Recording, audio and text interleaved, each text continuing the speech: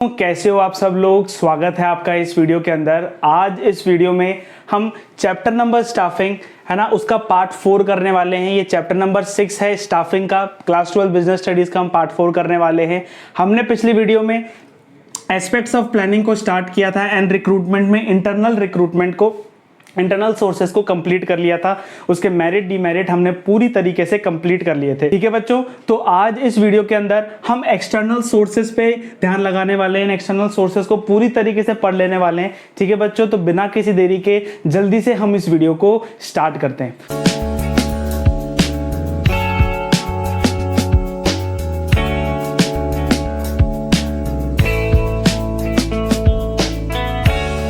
तो बच्चों, external source मैंने आपको बताया था, एक्सटर्नल सोर्स वो सोर्स ऑफ रिक्रूटमेंट होता है जहां पे हम ऑर्गेनाइजेशन के बाहर से लोगों को ऑर्गेनाइजेशन के अंदर लेकर आते हैं। ठीक है, प्रोसेस यहां पे रहता है कि हम रिक्रूट करते हैं। ठीक है, लोग आते हैं, ठीक है, बाहर से लोग आते हैं जो कभी भी हमारी ऑर्गेनाइजेशन में कभी काम नहीं करे हुए होंगे।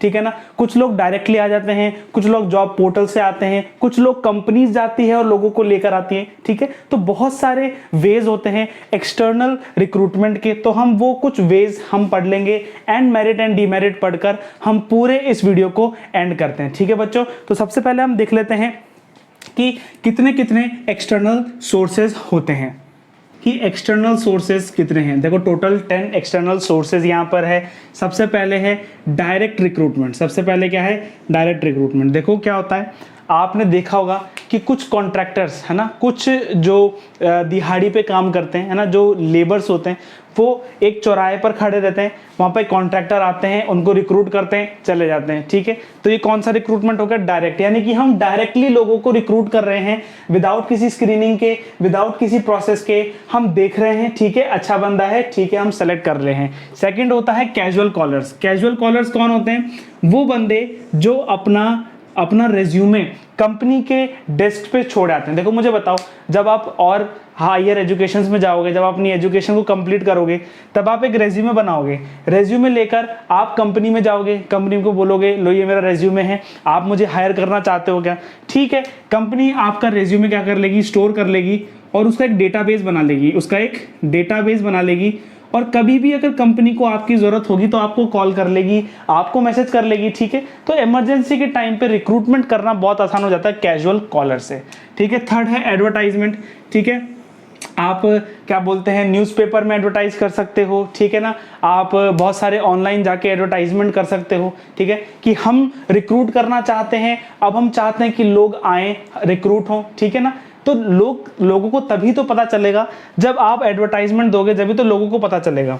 फोर्थ है एम्प्लॉयमेंट एक्सचेंज। देखो क्या होता है, बहुत सारे गवर्नमेंट एम्प्लॉयमेंट एक्सचेंज है जो है ना, जो एम्प्लॉयमेंट प्रोवाइड करते हैं। ठीक है, जैसे अगर मुझे बताओ कोई कंपनी है, कोई कंपनी को लोग चाहिए, अब वो कहाँ जाएंगी? कंपनी एम्प्लॉयमेंट एक्सचेंज के पास जाएगी और एम्प्लॉयमेंट एक्सचेंज उनको लोग प्रोवाइड कर देगा। क्यों? क्योंकि एम्प्लॉयमेंट एक्सचेंजेस के पास क्या होता है, बहुत सारे डेटाज होते हैं लोगों के। ठीक है बच्चों, और प्लेसमेंट एजेंसीज भी यही काम करती है। प्लेसमेंट एजेंसी भी क्या करती है? लोगों को प्लेस करती है। लोग यहाँ जाते हैं, ठीक है, लोग यहाँ जाते हैं एंड कंपनीज भी यहाँ पे आती है एंड जो प्लेसमेंट एजेंसीज होती हैं वो लोगों को कंपनी में रिक्रूट करने के लिए हेल्प करती है। ठीक है बच्चों, सूटेबल कैंडिडेट प्रोवाइड करने में हेल्प करती है। सिक्स्थ आ जाता है campus recruitment.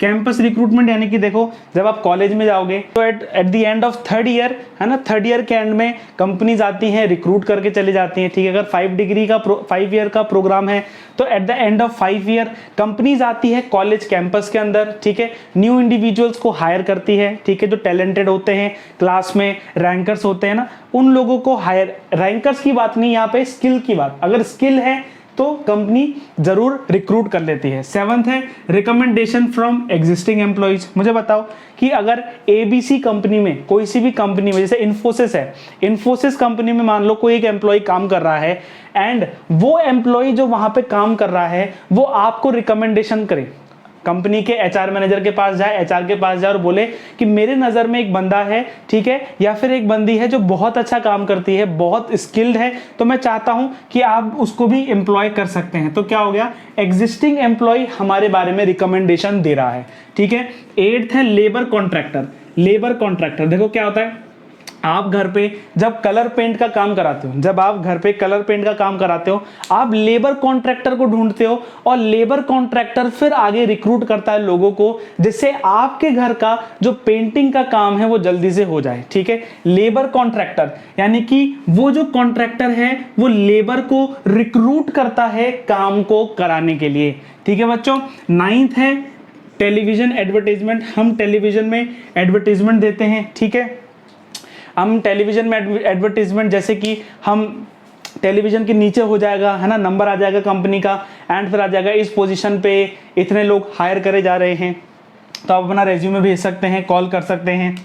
And web publishing यानी कि नौकरी.com, ठीक है ना, इंडीड, एंड बहुत सारे ऐसे ऑनलाइन पोर्टल्स जहां पे आप, है ना, जॉब को पोस्ट कर सकते हैं। अगर आप अभी भी गूगल पे सर्च करो कोई भी, जैसे मान लो आपको सोशल मीडिया में इंटरेस्ट है, आप एक बार सर्च करके देखना कि social media jobs near me, तो आपको सबसे पहले जो वेबसाइट दिखेगी वो या तो इंडीड दिख जाएगी, या फिर नौकरी.com दिख जाएगी, या फिर लिंक्डइन आपको दिख जाएगा, ठीक है। ये ऐसे प्लेटफॉर्म्स है जहां पे जो जॉब्स हैं वो पोस्ट करी जाती हैं, ठीक है। अब मुझे बताओ इन सब का एडवांटेज डिसएडवांटेज क्या है। आपको एडवांटेज डिसएडवांटेज याद करने की भी जरूरत नहीं, देखो मैं आपको यही याद करा देता हूं।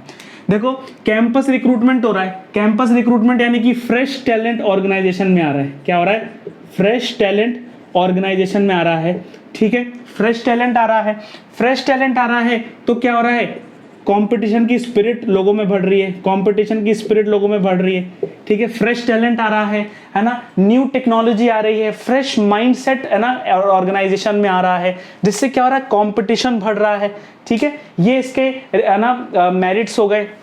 इसके डीमेरिट बताओ। देखो अगर, क्योंकि देखो हमको इतने सारी चीजें फॉलो अप करनी पड़ रही है, ठीक है, बहुत सारा प्रोसेस हमको लगाना पड़ रहा है, ठीक है, टाइम लग रहा है, कॉस्ट लग रही है, ठीक है ना, तो प्रोसेस लेंथी भी हो जाता है, कॉस्टली भी हो जाता है ना। और कभी का एग्जिस्टिंग वर्कफोर्स है हमारे पास, जो एग्जिस्टिंग वर्कफोर्स है ना वो डिस्करेज हो जाती है। उनको लगता है कि यार हमको ये पोजीशन मिलनी चाहिए थी, लेकिन कंपनी ने हमको नहीं समझा और दूसरे लोगों को रिक्रूट कर रहा है, ठीक है। इसमें देखो कितनी वाइड चॉइस है हमारे पास, कितनी वाइडर चॉइस है, कितनी वाइडर चॉइस है हमारे पास है, कितनी वाइडर चॉइस हमारे पास है, ठीक है। हम किसी को भी रिक्रूट कर सकते हैं, किसी भी टैलेंट को हम ऑर्गेनाइजेशन में लेकर आ सकते हैं, और जो बंदा ऑर्गेनाइजेशन में आ रहा है वो क्वालिफाइड होगा। क्यों? क्योंकि उसका पूरा एक सिलेक्शन किया जा रहा है, उसका सिलेक्शन टेस्ट, हम अगले वीडियो में सिलेक्शन के बारे में पढ़ेंगे, ठीक है ना। क्यों एक क्वालिफाइड पर्सन आ रहा है हमारे ऑर्गेनाइजेशन में? क्योंकि उसका सिलेक्शन किया जा रहा है, ठीक है, ठीक। तो पूरा प्रोसेस हम फॉलो करते हैं, ठीक है। इतने सोर्सेज हैं जिससे हम एक्सटर्नल रिक्रूटमेंट करते हैं, ठीक है बच्चों। 1 2 3 4 5 6 to 10, ठीक है बच्चों, 10 सोर्सेज हैं एक्सटर्नल के, जिसके अंदर बाहर से हम लोगों को हमारी ऑर्गेनाइजेशन के अंदर लेकर आते हैं, ठीक है बच्चों। तो इसी के साथ हमने recruitment as a element of staffing पूरी तरीके से कंप्लीट कर लिया है। नेक्स्ट वीडियो में हम देखेंगे कि सेलेक्टिंग क्या है, सिलेक्शन क्या है, सिलेक्शन का प्रोसेस क्या है, ठीक है, सिलेक्शन टेस्ट क्या होते हैं, एप्टीट्यूड, इंटेलिजेंस टेस्ट, ठीक है ना, ट्रेड टेस्ट, पर्सनालिटी टेस्ट, ये सब क्या होते हैं, हम पूरी तरीके से प्रोसेस को देखेंगे सिलेक्शन के प्रोसेस का, ठीक है बच्चों। जैसे मैं पढ़ा रहा हूँ, हर वीडियो में बोलता हूँ, जैसे मैं पढ़ा रहा हूँ आपको उसको पढ़ना है जाके घर पे, ठीक है। अगर मैं पोस्टिंग शेड्यूल की बात करूँ हमारे, तो मंडे एंड सैटरडे हम बिजनेस स्टडीज पढ़ते हैं, ट्यूसडे एंड वेडनेसडे हम इकोनॉमिक्स पढ़ते हैं, and Thursday, Friday and Sunday हम अकाउंट्स पढ़ते हैं, ठीक है बच्चों। हम पूरे कोर्स को कंप्लीट करेंगे, पूरे कोर्स को कंप्लीट करने के साथ हम sample papers, PYQs, case studies, important questions, ठीक है, रिवीजन, वन शॉट, हम सब इस चैनल पर लेकर आ रहे हैं बच्चों, ठीक है बच्चों।